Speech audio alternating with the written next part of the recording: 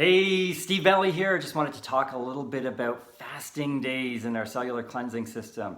So if you're in our group, you know you're going to be doing the cleansing or the fasting days coming up in about a week from now. So next Monday and Tuesday, you're going to be going through a couple of fasting days. And because it's Tuesday this week, about a week beforehand, I want you to start to prepare properly for that process. So if you're not in our low carb, high healthy fat group and you're not following along on that program, it's still important for you. If you're going to be doing fasting, whether you're using our cleansing drink to get the better toxins out of your, better toxin clearance out of your system, or you're just going through some fasting days. A couple things I want you to think about, because as you go through the fasting process, a lot of great things are happening for your body.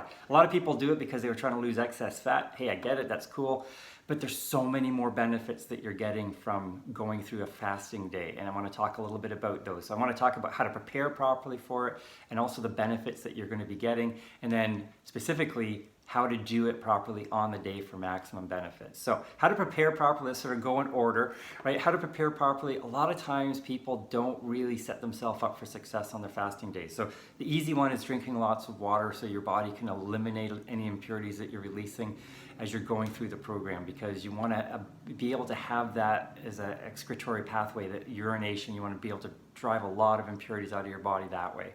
And so let's just focus on specifically the best way to do fasting is to add in a cleansing drink. You might as well take advantage of the fact that you're going to be fasting and add in some mineral support to allow your liver enzymes to do that conversion, that fat-soluble conversion of toxins from a fat-soluble form, because they're quite often locked up in fat cells. We want to be able to convert them to a water-soluble form so your blood supply can pick them up in your body, filter it through your kidneys, and then you can urinate them out. So important to take advantage of that opportunity. Michelle and I will actually do that probably a 2 or 3 day fast every other month. We'll do that specifically because it's just so good for your cellular benefits. We'll talk about that in a minute as well. But the other thing that you want to do, besides drinking more water, and half an ounce to an ounce of water per pound of your goal lean body weight.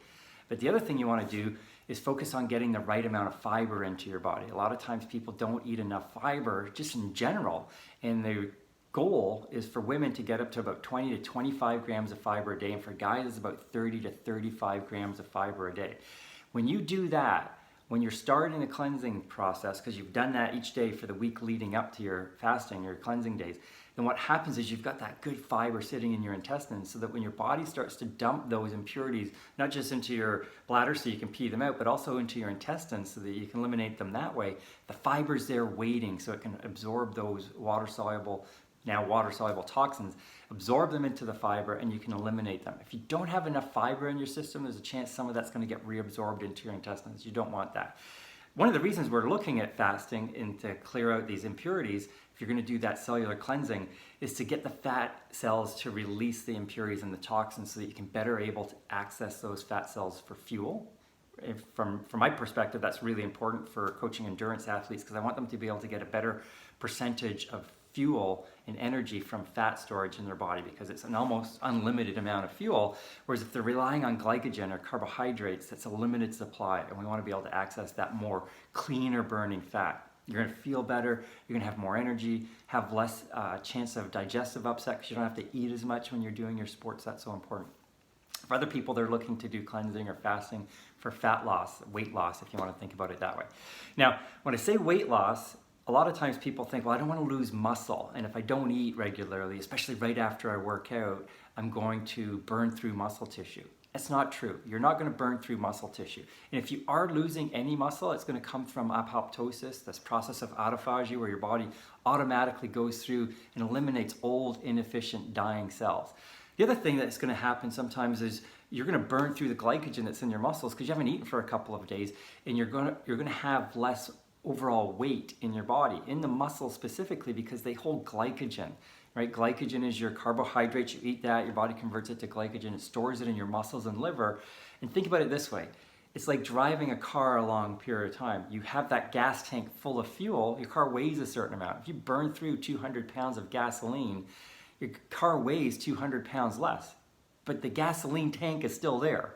It's just empty of fuel. Same thing with your muscles. You're not losing muscle mass by fasting or cleansing. You're just burning through the glycogen that's in them, and that's going to cause your muscles to be a little lighter and smaller.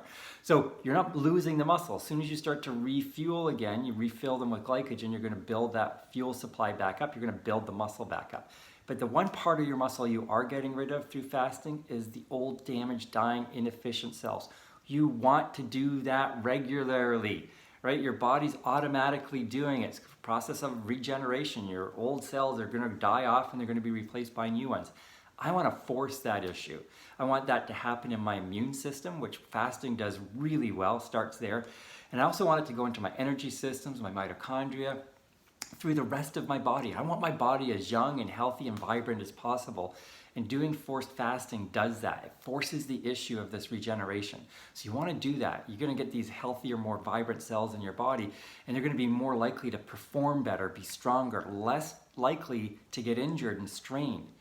That's why I'm 52 years old right now. I'm going to be 53 in a couple months. I'm stronger and healthier now than I've ever been because I do this regular fasting. I get great nutrition into my body all the time, and I feel great. And it's because of that, right? I'm not a health freak, but I watch what I eat for the most part, and I get good nutrition in, and I do regular fasting. Like I say, every other month, I'm going to do a 2 or 3 day fast.